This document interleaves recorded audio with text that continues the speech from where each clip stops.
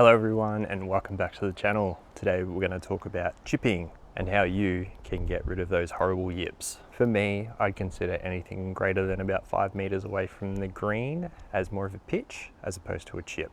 Chipping will get you out of trouble. It'll get you up and down when you need it most, but you need to be good at it, or at least half decent. Biggest principle in chipping is setting up to the ball.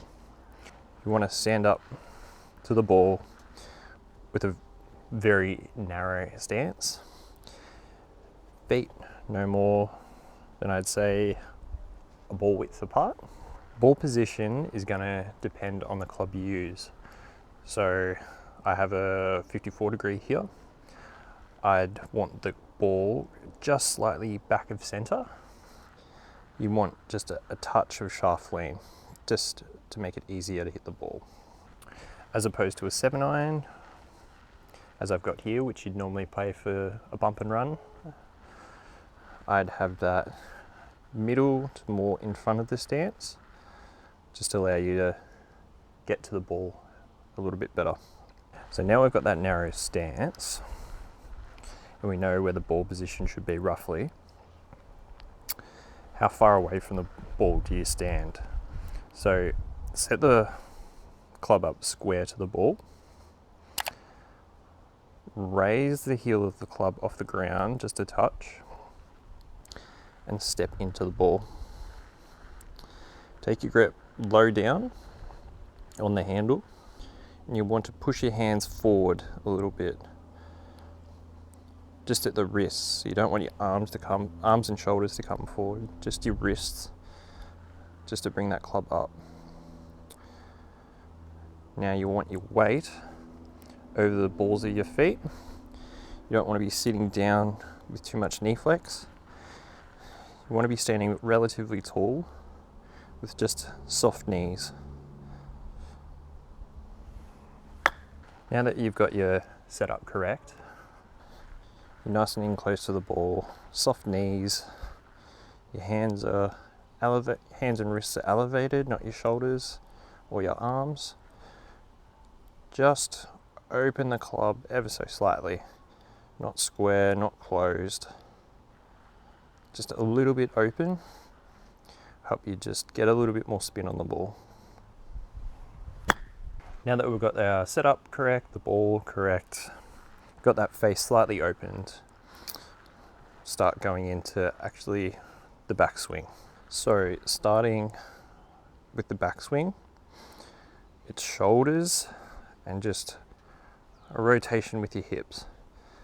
Go back until basically you can't go back any farther.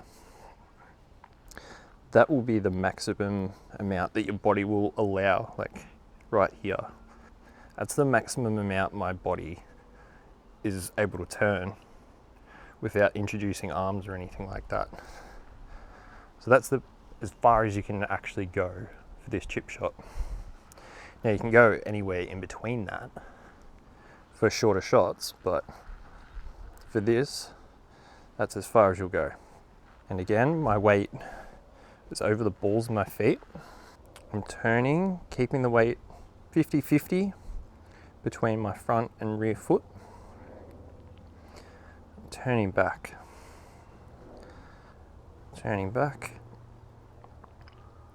And as you start your downswing, it's a combination of turning your hips and allowing your arms to come back to release the club into the ball. So try this a couple of times. Try and get the club coming back square to the ball.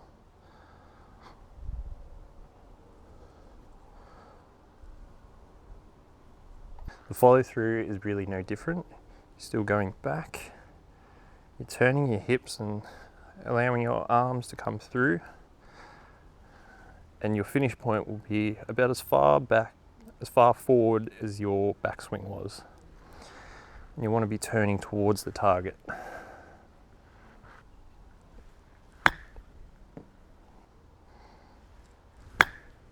So from this angle behind me, you'll be able to see, set up to the ball, knees soft, Weight evenly distributed between my feet. Turning my hips, I'm going back. And as I'm coming back, it's kind of coming off from the inside, but not really. It's not coming out here. My arms are away from me. I won't have as much control over the club, and I'll cut across it. And it's not coming back from in here, or I'll just hit it out to the left. So it's shoulders and hips that are driving this shot.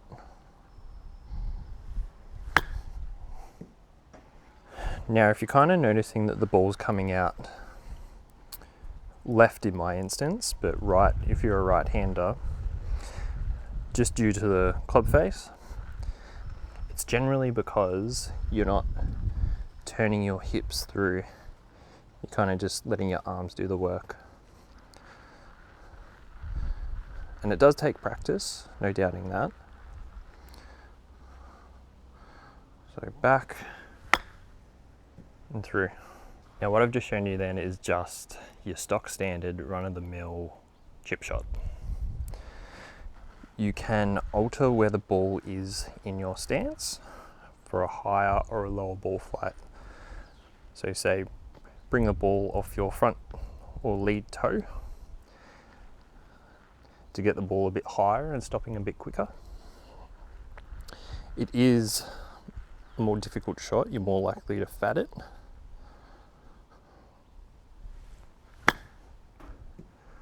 But it does come out higher and lands a bit softer and won't run out as much. You can place the ball a little bit further back in your stance, and this will have a shorter time in the air and it'll run out a little bit further, say if you've got a back pin or you need to get up a hill. So same thing, just back of the stance, face is still a little bit open.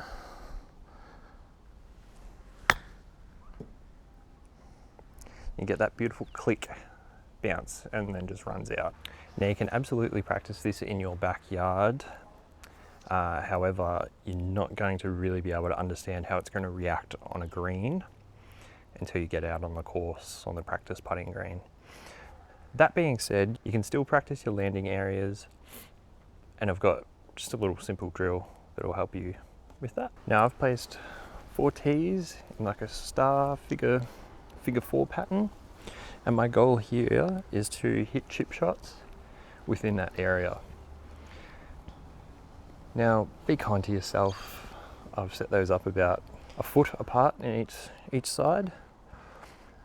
Yeah, you can do this in your backyard, just try and chip it within that area. Just a bit long. And what this is going to do, it's just going to help you create a feel of how far things are away and how hard you need to hit it for that distance. Just a bit long. It also helps you with direction and landing zone, because that's just about as important as how far you're hitting your chip shots as well. Just a bit short. Now I've only done that from say 7-8 meters, but you can do it as short or as long as you want. It's really up to you, and you can do it for as long as you want because it's not fatiguing, which is the great thing about short practice. Just vary it up, use different clubs, understand how each one feels and how far they roll out when you do get onto the green. Now when you are practicing these shots, after each shot, just give yourself some pause and just say, am I balanced? Am I like this a little bit, trying to help the ball in the air? Or am I too far over one side and like coming over the top and compressing the ball and it's just squirting out? So just give yourself some time between each shot and see how it feels. Look at the ball flight, and is it, coming out nice and soft and spinning? That's why these balls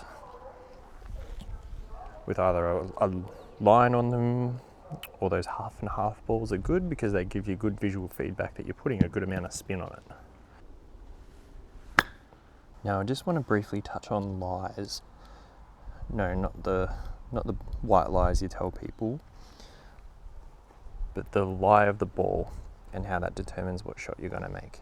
With this particular ball, it's buried down just a couple of mil, and it's not easy for me to access the back of the ball for a nice clean chip shot. So with something like this, you want the ball a little bit further back in your stance so you can actually get down into the back of the ball. It's not going to come out particularly high, and it's going to run on quite a lot. So just be mindful when you are. So just be mindful when you are playing from this sort of lie that the ball is going to come out a lot hotter. I'd consider this a green light lie, so you can easily access the back of the ball. You can pretty much play whichever shot you feel like. So this is a good lie. This is the ones you want, but it's not always the case. This I would consider kind of like a hard pan lie. If you feel the turf around it, it's quite firm. You'll find it really difficult to kind of get under the ball. So if you get it just behind the ball, the bounce will kick the club up and you'll end up thinning it through the back of the green, which is never ideal. So best case, just sit a little bit further back in your stance and hit down on it. It'll come out a little hotter, but you've just got to play that into account. So that's all from me today. Thanks so much for watching, everyone. Catch you on the next one. Peace out.